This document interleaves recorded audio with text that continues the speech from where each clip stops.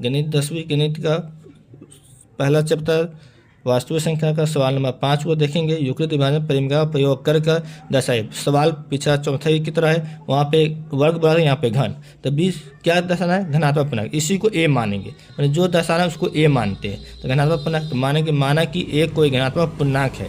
तो युक्लिड विभाजन एल्गोरिथम से जो फार्मूला है फार्मूला लिखेंगे, और यहाँ पे b बराबर 9, तो 9 की जगह पर हम b को का मान 3 रख देंगे, 3 रख देंगे। अब ये 3 क्यों कि 9 का मान रखेंगे तो 1 से लेकर 8 तक रखना पड़ेगा, और बहुत लंबा लेंदी सवाल हो जाएगा। और 3 ये ले लेते हैं कि ये 9 है, 9 में आपको 3 से भी भागा लग जाए, 9 में 9 से भी भागा लग जाए, तो इसीलिए 3 ही रखिएगा, तो उससे भी आपको सेम आने वाला है और एजी होगा बनाना। तो जब b का मान 3 रखे तो r का मान 0 से लेकर 2 तक होगा। r का मान 0 रखने पर तो वही सेम कहानी है, 0 का कोई फर्क नहीं पड़ता, तो सेम का सेम उतार लेंगे।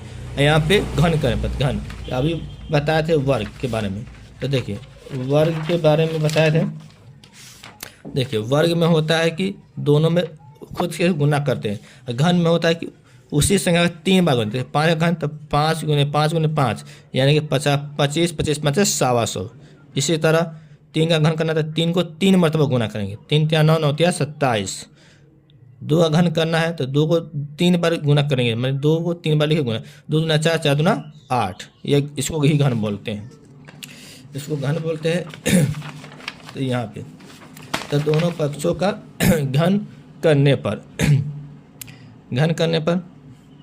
तो एक a का क्यूब, तो a का क्यूब या b का क्यूब वही हो जाए, सेम, उसमें कोई फर्क नहीं पड़ता है। और 3 का क्यूब, तो 3 में 3 मतलब गुना करते 3 × 9 9 × 27, और क्यूब का क्यूब हो जाएगा। आप कॉमन क्या लेंगे, b का मान। b का मान हम अपने आसानी के लिए यहाँ पे लिए हुए हैं 3, मगर रियल मान तो 9 था ना, क्योंकि m के साथ 9 है, यही b का मान होता है। तो कॉमन असली वाला लेंगे, ये वाला 9 वाला लेंगे। तो 9 कॉमन ले तो 9 से काटेंगे इसको, 27 को 3 बार कट जाएगा, तो 3 क्यूब हो जाएगा, और इसको m मानेंगे तो 9, ये पूरा को m माने तो m। अब r का मान 1 रखेंगे।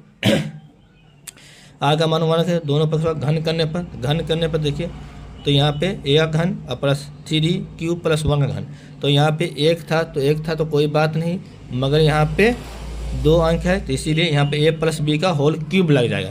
तो यानी ये a का काम करेगा और ये वाला b का काम करेगा।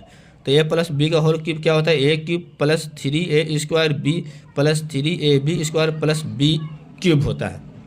तो ये फॉर्मूला याद होना चाहिए। देखिए तो a ये है तो a का क्यूब, तो 3 क्यूब का क्यूब, जोड़ 3, तो 3 ये सब गुना में है, 3 और a और b सब गुना में, तो गुने a² यानी 3 क्यूब का स्क्वायर गुने b 1 है तो 1 प्लस 3, और a का मान है 3 क्यूब, तो 3 क्यूब गुने b² तो b है 1 तो 1 का स्क्वायर प्लस b क्यूब, तो b है 1 तो 1 का क्यूब। इसको करेंगे 3 का क्यूब होता है 27, तो 27 क्यूब जोड़ तो जोड़, देखिए ये इसका 3 का स्क्वायर 9 होता है, 9 का 3 में 9 × 27 होगा, 27 से 27 यानी 27 क्यूब स्क्वायर, प्लस तो प्लस, फिर 3 × 9 और एक का स्क्वायर 1 ही होता है, तो 9 × 9 और 9 क्यूब, तो 9 क्यूब हो जाएगा, प्लस 1 का क्यूब, कुछ भी कीजिए 1 का तो 1 ही होगा। फिर कॉमन 9 लेंगे, तो 9 से इसको काटेंगे 3 क्यूब मतलब कर जाएगा, 9 से ये भी 3 मतलब 3 क्यूब स्क्वायर हो जाएगा, 9 से 1 ही बार होगा तो 1 होगा, और नहीं करेगा प्लस 1 हो जाएगा। तो देखिए ये अंदर जो कोष्ट अंदर उसको m मानते हैं, मान लिया, तो ये 9 ये पूरा m हुआ तो m हुआ, प्लस तो प्लस 1 तो 1, ये पहला हो गया। उसी तरह r का मान 2 रखेंगे, सेम कहानी वही करेंगे, पूरा a प्लस b का होल क्यूब कुछ करेंगे, किधर किए हैं यहाँ पे सजाएंगे, एक जगह पर b की जगह पर रखेंगे, तो इसको करने पे ये होगा। फिर 9 कॉमन लेंगे, तो 9 से 3 मत बच जाएगा, 9 से ये 6 मत बच जाएगा, 9 से ये 4 मत बच जाएगा, इसके साथ जो क्यूब है स्क्वायर क्यूब वाला लिखते जाएंगे। अब प्लस में ये 8 है तो 8 नहीं जाएगा, तो 8 को बाहर लेंगे, पूरा को m माना तो 9, ये पूरा m है तो m, और ये 8 + 8। तो लास्ट में लिखेंगे, हाँ लास्ट में लिख देंगे, हाँ किसी धनात्मक पूर्णांक का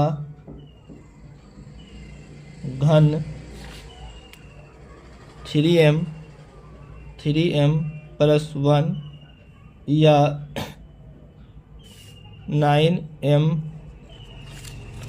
प्लस 8 के रूप में होगा।